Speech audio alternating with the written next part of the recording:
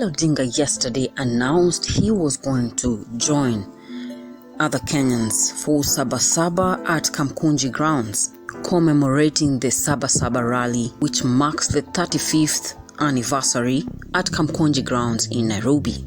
Welcome back to our channel. Press the subscribe button for more news bulletins on Royal News, the channel where you get all your trending bulletins. And we start our bulletins with a big question. Why do you think Raila Odinga turned down the request he had actually asked Kenyans to appear at Kamkunji ground for a celebration of the 35th anniversary of the Sabasaba? I did give an interview with the media and said that today, the 35th anniversary of Sabasaba, I was going to go to Kamkunji to join other Kenyans in commemorating this very important day. Unfortunately, as you all know, circumstances, today there are roadblocks all over town, which has made it difficult for people to move to Kamkunji. In the circumstances, I've decided therefore to talk to the media here at Serena. Some of you...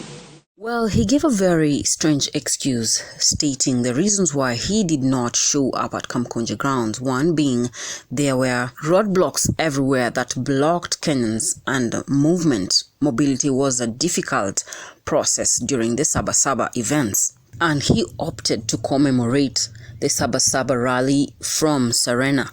Do you think that is just enough, or it's just a scapegoat, Raila Odinga, avoiding the Kenyan citizens who are rowdy and a bit out of control? Now, why do you think Raila Odinga boycotted meeting Kenyans at Kamkunji? These are my opinions. Number one, Raila Odinga has totally lost the support from Kenyan citizens. And why is this so? Why do I say this? Because Raila Odinga merged alliance with William Ruto, making the broad-based alliance that angered the Kenyan citizens. Since then, Raila has been facing massive rejection from the Kenyan citizen. Actually, I don't think even Raila can stand and address the Gen Zs because they reject him. They heckle him. They don't want to hear anything concerning the broad-based government. Can even Raila Odinga attempt to go to any public funeral, burial with the Gen Zs in it? Gen Zs have totally said no to the oppression of Kenyan government. We even saw Raila Odinga didn't attempt to go to Albert Ojwang's funeral. He boycotted that and decided to keep away. Why do you think Raila is reacting like this? For a very long time, Raila has been in control of Kenyan government in his palms. That once he calls for any meeting, Kenyans turn out in large numbers.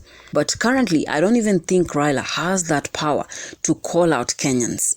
Do you think he can actually call out Kenyans to come to his rallies or any public conferences to address anything?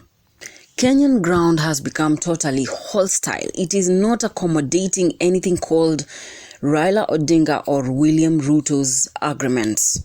The Gen Zs have showed another level of hostility that Raila Odinga did not attempt to go to Albert Ojwang's burial ceremony. Raila also chickened out on showing up at Kamkunji for Sabasaba, which has raised eyebrows. Why?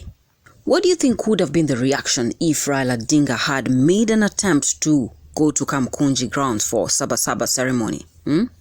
Kenyans have totally shifted the direction they are going to. The Gen Zs have said no, and it's only rejection and hostility that is running the Kenyan government to chicken away from the public. Do you think there is a new successor of Raila Odinga? Because we're seeing Babu Owino being largely and greatly welcomed by the Gen Zs. Anything Babu Owino says, or it is a go, it is +1. the Gen Zs totally love and adore Babu Owino? Is Babu Owino taking over the shoes of Raila Odinga? After the after events of the Sabasaba rally, where does this leave President William Ruto? Because it's actually clear Mount Kenya is gone, and it has said totally no. It is rejection plainly, clearly you can tell Mount Kenya wants nothing to do with William Ruto. Can Raila manage to deliver the percentage of voter turnout for William Ruto come 2027 with the hostility of the Kenyan citizens? Kenyans have really shifted the nature of politics, and I don't really understand what direction we are heading to as a country. Now, Sabasaba was driven by the Gen Zs. Without Raila Odinga, what does this tell you? The Gen Zs have literally taken over. We saw total lockdown, destruction, tear gas. They totally paralyzed the nature of businesses. Nothing was operating. The roads were in lockdown. Businesses shut down. I mean, Nairobi was totally shut down. Not only Nairobi, but Kenya at large. No schools were operating. I mean, Gen Zs have a way of turning their events, and how to handle the hostility nature of the Gen Zs is totally unspeakable.